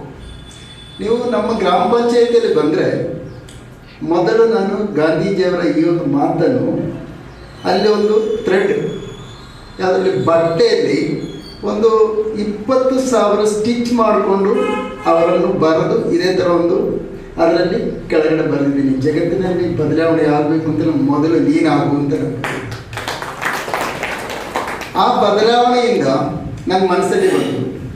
ಅಲ್ಲಿಂದ 20 ಮೆಂಬರ್ ಇದ್ದರು. ಪಂಚಾಯಿತಿಯನ್ನು ನಾನು ಹಳೆ ಪಂಚಾಯಿತಿಯನ್ನು ಹೊಸ ಪಂಚಾಯಿತಿಯಾಗಿ ಮಾಡಿ 20ರಲ್ಲಿ ಫಸ್ಟು 15 ಮೆಂಬರು ನನ್ನ ಜೊತೆ ಇದ್ದರು, ಆಮೇಲೆ 10 ಮೆಂಬರ್ ಆಯಿತು, ಆಮೇಲೆ 8 ಮೆಂಬರ್ ಆಗಿತ್ತು ನನ್ನ ಜೊತೆ, ಆಮೇಲೆ 2 ಮೆಂಬರ್ ಆಯಿತು. ಎಲ್ಲರೂ ವಿರುದ್ಧದಲ್ಲಿ ಕರ್ನಾಟಕದಲ್ಲಿ ಒಳ್ಳೆಯ ಪಂಚಾಯಿತಿಯಾಗಿ ಗುರುತಿಸಿದ್ರು. ನನಗೆ ಆ ಒಂದು ಅಧ್ಯಕ್ಷ ಸ್ಥಾನದಲ್ಲಿ ಸಾಧ್ಯವಾಗಿದ್ದಕ್ಕೆ ನನಗೆಲ್ಲ ನಾನು ಹೇಳ್ತಾ ಇರೋದು, ನಮ್ಮ ಗ್ರಾಮದ ನಮಗಾಗಿ ಓಟು ಮಾಡಿ ಗೆಲ್ಲಿಸಿದ ಅವರಿಗೆ ನಾನು ಅಭಿನಂದನೆ ಸಲ್ಲಿಸಬೇಕು. ಯಾಕೆಂದರೆ ನಮ್ಮ ಗ್ರಾಮವನ್ನು ಗುರುತಿಸಲಿಕ್ಕೆ ಒಂದು ಅವಸರ ಅವರನ್ನು ಕೊಟ್ಟಿದ್ದಾರಲ್ಲ ಅಂತ ಹೇಳಿ ಸಂತೋಷದಲ್ಲಿದ್ದೀನಿ. ನಾನು ಹೆಚ್ಚು ಮಾತಾಡಲಿಕ್ಕೆ ಆಗೋದಿಲ್ಲ ನನಗೆ.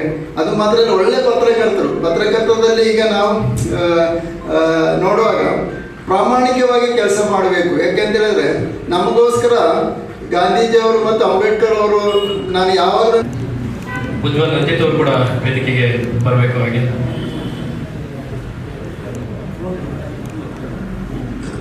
ಜ್ವರದ ಚಪ್ಪಾಳೆ ಮಾತು ಕಡತಗಳನ್ನು ಕೂಡ ಅವರ ಕೆಲಸದ ಮೂಲಕನೇ ಈ ವೇದಿಕೆಗೆ ಅತಿಥಿಗಳಾಗಿ ಆಗಮಿಸುತ್ತಾರೆ. ಅವರೆಲ್ಲರಿಗೂ ಕೂಡ ಕೊಡಗು ಪತ್ರಕರ್ತರ ಸಂಘದ ಇದ್ದಾರೆ, ಅಶ್ರಫ್ ಅವರಿದ್ದಾರೆ, ಖಲೀಲ್ ಇದ್ದಾರೆ, ವಿನೋದ್ ಮೊಡಗನ್ನೆ ಇದ್ದಾರೆ, ಮೋಹನ್ ರಾಜ್ ಇದ್ದಾರೆ. ಹಾಗೆ ಮುಬಾರಕ್ ಅಭಿನಂದನೆಗಳನ್ನ ಇಟ್ಕೊಂಡು ಬಂದಂತಹ ವಾಲಿಬಾಲ್ ತಂಡಕ್ಕೆ ಮತ್ತು ಎಲ್ರಿಗೂ ಗೌರವಿಸಿದಂತಹ ಕೊಡಗು ಪತ್ರಕರ್ತರ ಸಂಘದ ಅಧ್ಯಕ್ಷ ಅನಿಲ್ ಹೆಚ್ಟಿ ಮಾತನಾಡಿ, ರೆವರೆಂಡ್ ಫಾದರ್ ಹರ್ಮನ್ ಮೋಗ್ಲಿಂಗ್ ಅವರು 1834 ಜುಲೈ 1 ಮಂಗಳೂರು ಸಮಾಚಾರ ಪತ್ರಿಕೆಯನ್ನು ಆರಂಭಿಸಿದ್ರು. ಈ ಹಿನ್ನೆಲೆಯಲ್ಲಿ ಈ ದಿನವನ್ನು ಪತ್ರಿಕಾ ದಿನವನ್ನಾಗಿ ಆಚರಣೆ ಮಾಡಲಾಗ್ತಾ ಇದೆ ಎಂದರು. ಒಳ್ಳೆಯದು ಕೆಟ್ಟದ್ದು ಅನಂತರ, ಆದರೆ ಸುದ್ದಿ ಇವತ್ತು ಎಲ್ರಿಗೂ ಬೇಕಾಗಿರುವಂಥದ್ದು. ಅಂತಹ ಸುದ್ದಿ ಮಾಧ್ಯಮವನ್ನು ಕನ್ನಡದಲ್ಲಿ ಪರಿಚಯಿಸಿದಂತಹ ದಿನವಾಗಿ ಜುಲೈ 1 ಆಚರಿಸ್ತಾ ಇದ್ದೇವೆ.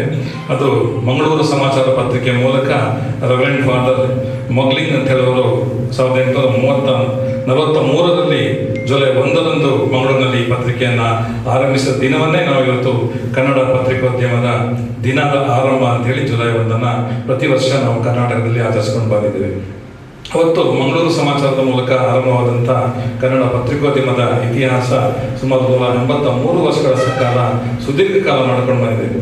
ಹೀಗಾಗಿ ಅವರು ಆಗ ಮಂಗಳೂರು ಸಮಾಚಾರದ ಮೂಲಕ ಹಾಕಿದಂಥ ಭದ್ರ ಬುನಾದಿಯೇ ಇವತ್ತು ಕರ್ನಾಟಕದಲ್ಲಿ ಪತ್ರಿಕೆಗಳು ಉಳಿವಿಗೆ ಕಾರಣ ಆಗಿದೆ. ಸುಮಾರು 1252 ಪತ್ರಿಕೆಗಳು ಇವತ್ತಿನ ದಿನದಲ್ಲಿ ಕನ್ನಡ ಭಾಷೆಯಲ್ಲಿ ಮುದ್ರಣಗೊಳ್ತಾ ಇದೆ. ಅದರಲ್ಲಿ 540 ಕನ್ನಡ ದಿನಪತ್ರಿಕೆಗಳು ರಾಜ್ಯದ ಬೇರೆ ಬೇರೆ ಜಿಲ್ಲೆಗಳಲ್ಲಿ ಮತ್ತು ಪ್ರಾದೇಶಿಕ ಆವೃತ್ತಿಗಳಾಗಿ ಮುದ್ರಣಗಳು. ಕೊಡಗು ಪತ್ರಿಕಾ ಭವನ trust managing trustee MP Keshava Kamath ಮಾತನಾಡಿ, ಹಿರಿಯರ ಸ್ಮರಣೆಯಲ್ಲಿ ಕೊಡಗು ಪತ್ರಕರ್ತರ ಸಂಘಕ್ಕೆ ದತ್ತಿಯನ್ನು ನೀಡಿದ ದಾನಿಗಳನ್ನು ನಾವು ಯಾವತ್ತೂ ಸ್ಮರಿಸಬೇಕು.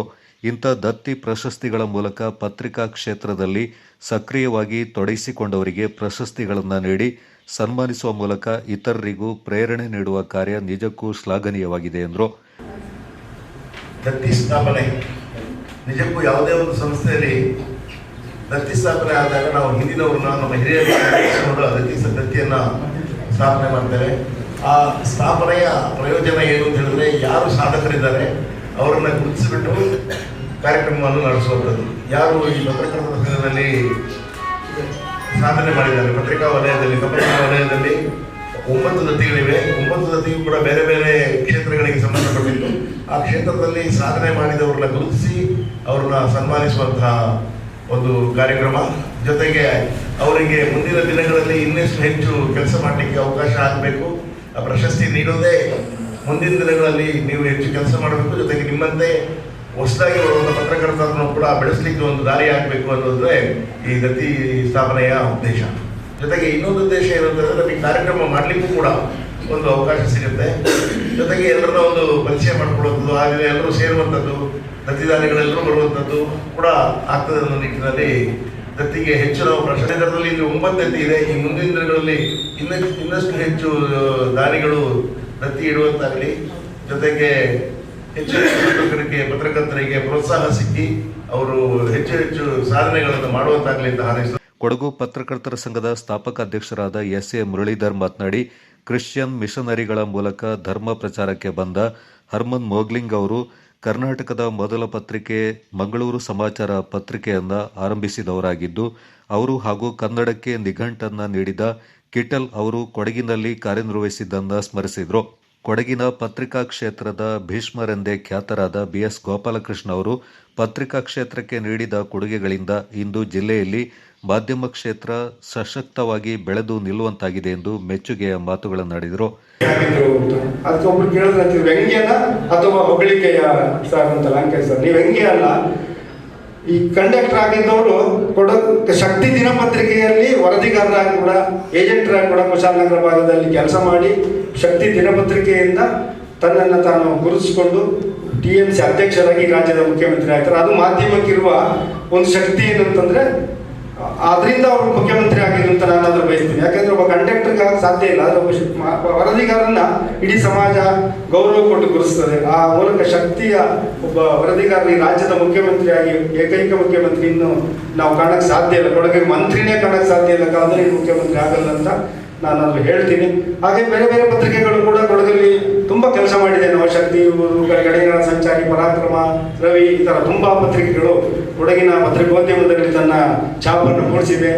20ನೇ ಇಸ್ವಿಯಲ್ಲಿ 1905ನೇ ಇಸ್ವಿಯಲ್ಲಿ ಕೂಡ ಕೊಡಗಲ್ಲಿ ಪತ್ರಿಕೋದ್ಯಮ ಇತ್ತು. 883ರಲ್ಲಿ ಕೊಡಗು ಚಂದ್ರಿಕೆ ಕೂಡ ಶನಿವಾರ ಸಂತೆಯಿಂದ ಬಂದಿತ್ತು ಅಂತ ಹೇಳ್ತಾ ಸಂಘದ ಕ್ಷೇಮಾಭಿವೃದ್ಧಿ ಸಂಘದ ಅಧ್ಯಕ್ಷರಾದ ಜಿ.ವಿ. ರವಿಕುಮಾರ್ ಅವರು ಮಾತನಾಡಿ, ಸಾರ್ವಜನಿಕರು ಪತ್ರಿಕೆಗಳಿಗೆ ನೀಡುವ ಗೌರವಕ್ಕೆ ತಕ್ಕಂತೆ ಪತ್ರಿಕಾ ಕ್ಷೇತ್ರದಲ್ಲಿ ತೊಡಗಿಸಿಕೊಂಡವರು ಅತ್ಯಂತ ಜವಾಬ್ದಾರಿಯುತವಾಗಿ ಸಮಾಜಮುಖಿಯಾಗಿ ಕಾರ್ಯನಿರ್ವಹಿಸುವುದು ಅತ್ಯಗತ್ಯವಾಗಿದೆ. ಸಮಾಜದ ಸ್ವಾಸ್ಥ್ಯ ಸಂರಕ್ಷಣೆ ಹಾಗೂ ನಮ್ಮನ್ನಾಳುವ ವ್ಯವಸ್ಥೆಯ ಲೋಪಗಳನ್ನು ತಿಳಿಸುವ ಮೂಲಕ ಆಡಳಿತ ವ್ಯವಸ್ಥೆ ಸರಿಯಾದ ಹಾದಿಯಲ್ಲಿ ಸಾಗುವಂತೆ ನೋಡಿಕೊಳ್ಳುವ ಮಹತ್ವದ ಜವಾಬ್ದಾರಿ ಪತ್ರಿಕೆಗಳದ್ದೆಂದು ಅಭಿಪ್ರಾಯಪಟ್ಟರು. ಮಿತ್ರರೇ, ಪತ್ರಕರ್ತರ ಬದುಕು ನಿಜವಾಗ್ಲೂ ಅತಂತ್ರ ಬದುಕು. ಎಲ್ಲಿಯೂ ಅವರಿಗೆ ಒಂದು ಆ ಬದುಕಿಗೆ ಒಂದು ಯಾವುದೇ ಒಂದು ಗ್ಯಾರಂಟಿ ಇರೋದಿಲ್ಲ. ಈಗ ಬೇರೆ ಎಂಪ್ಲಾಯೀಸ್ ಥರ ಅವರಿಗೆ ಯಾವುದೇ ಬೆನಿಫಿಟ್ ಇರೋದಿಲ್ಲ. ಹಾಗಾಗಿ ಅತ್ಯಂತ ನಿಸ್ವಾರ್ಥ ಸೇವೆಯನ್ನು ಮಾಡ್ತಿದ್ರು ಸಮಾಜದಲ್ಲಿ. ಅವರಿಗೆ ಆ ಒಂದು ನಿಸ್ವಾರ್ಥ ಸೇವೆ ಸೇರಿರುವಾಗ ಕೊಡಗು ಪತ್ರಕರ್ತರ ಸಂಘದ ಜೊತೆ ನಿಲ್ಲಬೇಕಾಗ್ತದೆ. ಈ ಉದ್ದೇಶದಿಂದ ಕೊಡಗು ಪತ್ರಕರ್ತರ ಸಂಘ ಒಂದು ಕ್ಷೇಮ ನಿಧಿಯನ್ನು ಆರಂಭಗೊಂಡು ಆ ಒಂದು ಕ್ಷೇಮ ನಿಧಿಯಲ್ಲಿ ಪತ್ರಕರ್ತರ ಕ್ಷೇಮಕ್ಕಾಗಿ ಒಂದು ಮೊತ್ತವನ್ನು ಸಂಗ್ರಹ ಮಾಡುವ ಒಂದು ಯೋಜನೆಯನ್ನು ರೂಪಿಸ್ಕೊಂಡಿದ್ವಿ. ಏಕೆಂದರೆ ಕಳೆದ ವರ್ಷ ಈ ವರ್ಷ 2026ರಲ್ಲಿ ನಾವೊಂದು ಕ್ರಿಕೆಟ್ ಕಾರ್ಯಕ್ರಮವನ್ನು ಹಮ್ಮಿಕೊಂಡು ನಮ್ಮ ಕೆಲವು ದಾನಿಗಳ ಸಹಕಾರದಿಂದ ಒಂದಷ್ಟು ಮೊತ್ತವನ್ನು ಪತ್ರಕರ್ತರ ಒಂದು ಯೋಗಕ್ಷೇಮಕ್ಕಾಗಿ ನಾವು ಮೀಸಲಿಟ್ಟಿದ್ದೀವಿ. ಇನ್ನು ಮುಂದೆ ಕೂಡ ಆ ಒಂದು ಮೊತ್ತವನ್ನು ಸ್ವಲ್ಪ ಇನ್ನೂ ಜಾಸ್ತಿ ಮಾಡುವಾಗೆ ಕನಿಷ್ಠ ಒಂದು 10 ಲಕ್ಷದವರೆಗೆ ಒಂದು ಸಂಗ್ರಹ ಮಾಡುವಂಥ ಗುರಿ ಹೊಂದಿದ್ದೇವೆ. ಮುಂದಿನ ವರ್ಷ ಅದನ್ನು ನಾವು ಗುರಿಯನ್ನು ಮುಟ್ಟಲು ಪ್ರಯತ್ನ ಪಡುವಂತ ಹೇಳ್ತಾ ಇದ್ದೀನಿ. ಸಮಾರಂಭದಲ್ಲಿ 8 ಮಂದಿಗೆ ದತ್ತಿ ಪ್ರಶಸ್ತಿಯನ್ನು ಪ್ರದಾನ ಮಾಡಲಾಯಿತು. ಸನ್ಮಾನಿತರ ಪರವಾಗಿ ಅಶ್ರಫ್ ಕರಡ, ಎಸ್.ಜಿ. ಉಮೇಶ್, ಕುಡೆಕಲ್ ಸಂತೋಷ್, ಟಿ.ಜೆ. ಪ್ರವೀಣ್ ಕುಮಾರ್ ಮಾತನಾಡಿದರು. ಕಾರ್ಯಕ್ರಮದಲ್ಲಿ ದತ್ತಿ ದಾನಿಗಳಾದ ಮನೆಪಂಡ ಕಾಂತಿ ಸತೀಶ್, ಬಿ.ಜಿ. ಅನಂತಶಯನ, ಗುಡ್ಡೆಮನೆ ವಿಶ್ವಕುಮಾರ್, ಶಕ್ತಿ ಪತ್ರಿಕೆಯ ಸಂಪಾದಕ ಜಿ. ಚಿದ್ವಿಲಾಸ್, ರೋಟರಿ ಮಿಸ್ಟಿ ಹಿಲ್ಸ್ನ ನಿಯೋಜಿತ ಅಧ್ಯಕ್ಷ ಪಿ.ಆರ್. ರಾಜೇಶ್, ಸಮರ್ಥ ಕನ್ನಡಿಗರು ಸಂಸ್ಥೆಯ ಸಂಚಾಲಕರಾದ ಕೆ. ಜಯಲಕ್ಷ್ಮಿ, ಸೌಮ್ಯ ಭಟ್, ಜಾನಪದ ಪರಿಷತ್ನ ಪದಾಧಿಕಾರಿಗಳಾದ ಪ್ರತಿಮಾ ರೈ, ಪೊನ್ನಂಪೇಟೆ ತಾಲೂಕು ಪತ್ರಕರ್ತರ ಸಂಘದ ಅಧ್ಯಕ್ಷರಾದ ರಾಜ್ ಕುಶಾಲಪ್ಪ, ಕುಶಾಲನಗರ ತಾಲೂಕು ಪತ್ರಕರ್ತರ ಸಂಘದ ಅಧ್ಯಕ್ಷ ಬಿ.ಸಿ. ದಿನೇಶ್, ಕಾರ್ಯದರ್ಶಿ ವಿನ್ಸೆಂಟ್, ಸೋಮರಪೇಟೆ ತಾಲೂಕು ಸಂಘದ ಕಾರ್ಯದರ್ಶಿ ಡಿ.ಪಿ. ಲೋಕೇಶ್, ವಿರಾಜಪೇಟೆ ತಾಲೂಕು ಸಂಘದ ಅಧ್ಯಕ್ಷ ಮುದೇಶ್ ಪೂವಯ್ಯ ಸೇರಿದಂತೆ ವಿವಿಧ ಸಂಘ ಸಂಸ್ಥೆಗಳ ಪ್ರಮುಖರು ಪಾಲ್ಗೊಂಡಿದ್ದರು. ವಿಶು ಸರ್ ಅವರ ದತ್ತಿ ಪ್ರಶಸ್ತಿ ಇದಕ್ಕೆ ಸುನಿಲ್ ಸರ್ ಬಂದಂತಾಗಿದ್ದಾರೆ. ಅವರಿಗೆ ಜೋರಾದ ಚಪ್ಪಾಳೆ ಮೋಹನ್ ರಾಜ್ ಅವರಿಗೆ ಧನ್ಯವಾದಗಳನ್ನು ತಿಳಿಸ್ತಾ ಇದ್ದೇನೆ. ಅತ್ಯುತ್ತಮ ಮಾನವೀಯ ವರದಿಗೆ ಈ ಪ್ರಶಸ್ತಿ ಅವರ ಪಾಲಾಗಿದೆ. ಪತ್ರಿಕಾ ಭವನ ಟ್ರಸ್ಟ್ನ ಟ್ರಸ್ಟಿಗಳಾದ ತಿಮ್ಮಪ್ಪನವರು ಅವರಿಗೆ ಪ್ರಶಸ್ತಿ ಪ್ರದಾನ ಮಾಡಬೇಕು ಅಂತ ಕೇಳ್ಕೊಳ್ತಾ ಇದ್ದೇವೆ. ಹಿರಿಯ ಪತ್ರಕರ್ತರು Thimmappa sir.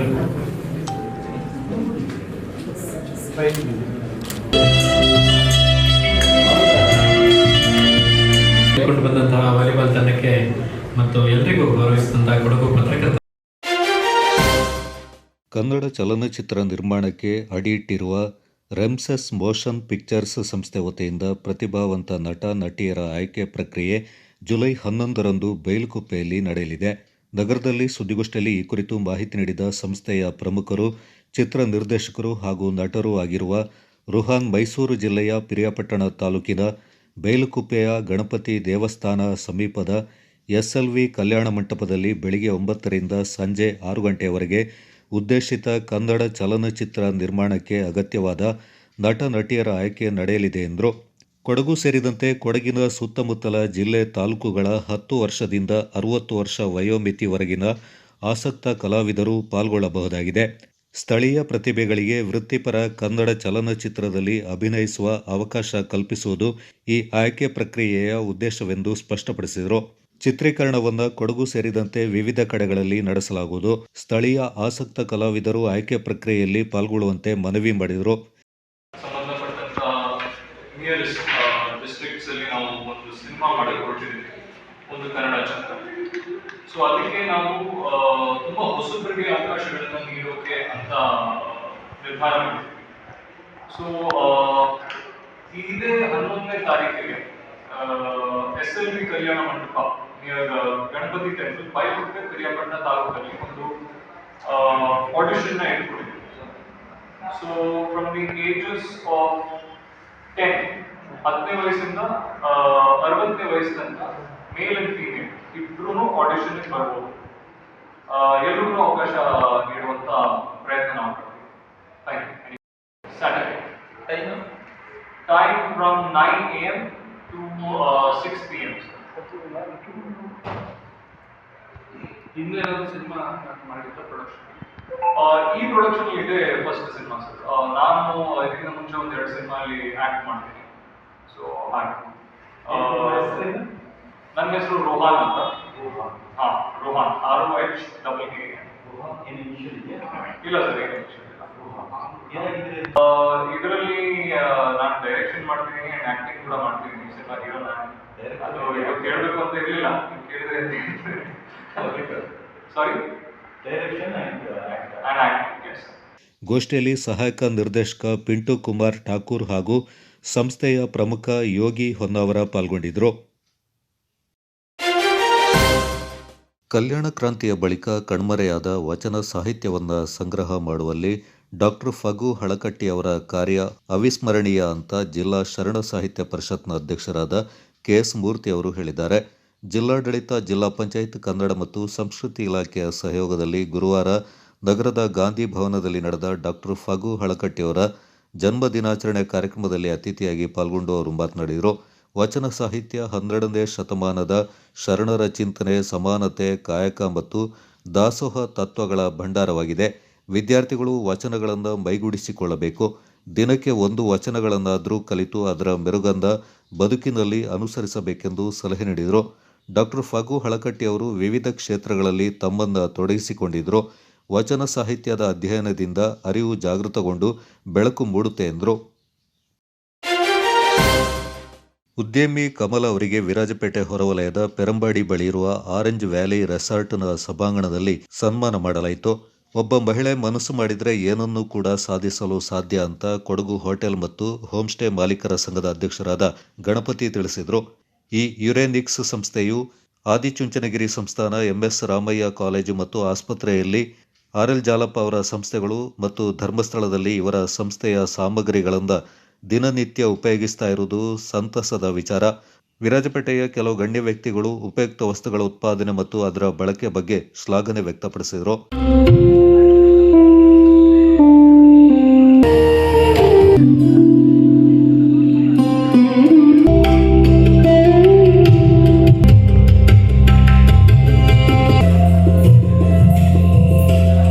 Fathers, but courage has only one mother, that is woman. So the woman, if she wants to do something different antandre, if she really decides, then she can do better things annadike. Ansuya madam, she is my inspiration, and she is not only the single woman who is the director for Krishi Samajan.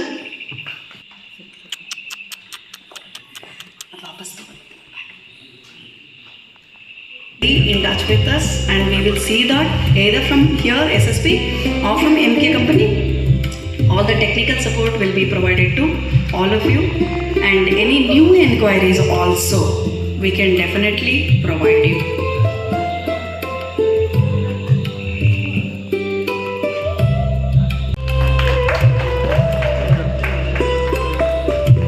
Curamax houseware repellent. ബന്ധപ്പെട്ട് ക്യൂറോമാക്സിൻ്റെ ഈ പ്രൊഡക്റ്റുമായി ബന്ധപ്പെട്ട് സംസാരിക്കുമ്പോൾ അവരെൻ്റെ സൈഡിൽ നിന്ന് എന്നോട് നല്ലൊരു അഭിപ്രായമാണ് അവർ പറഞ്ഞത്. അപ്പോൾ ഉപയോഗിച്ച് നോക്കാൻ വേണ്ടി പറഞ്ഞു. ഞാനങ്ങനെ ആ കിറ്റ് വീട്ടിൽ ഉപയോഗിച്ച് എൻ്റെ വൈഫ് അത് ನಲ್ಲದಾಣ ಎಂದು പറഞ്ഞ ಶೇಷമാണ് ನಾನು ಇದಕ್ಕೆ ಒಂದು interest ಎಡುತ್ತದೆ.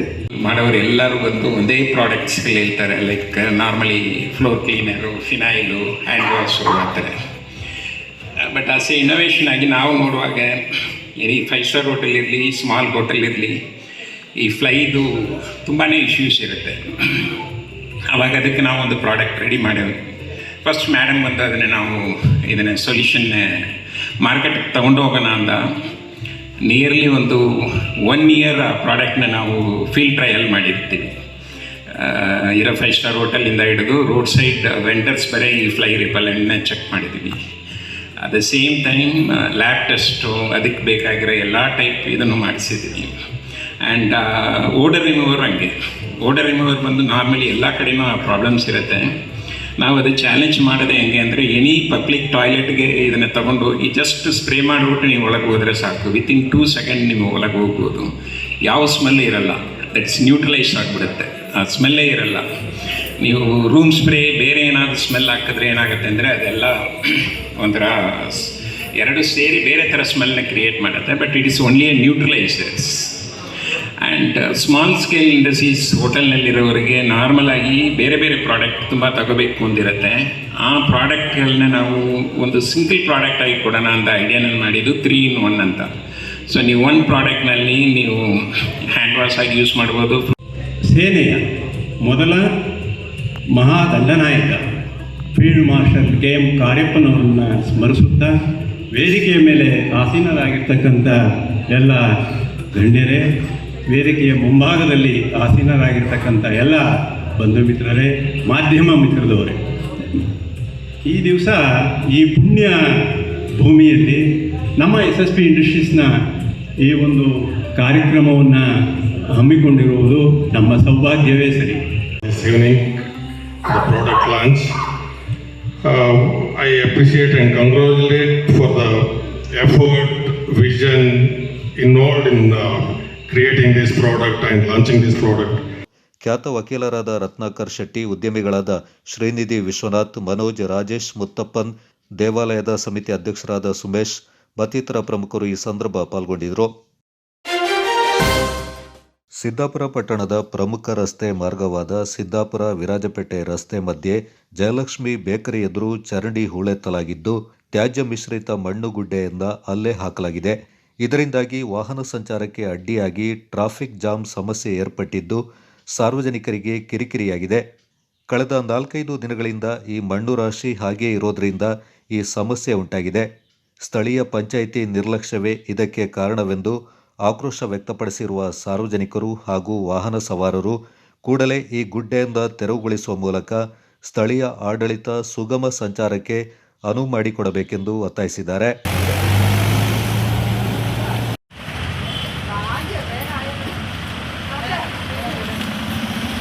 Kodagu channel news, Khalil, Siddapura.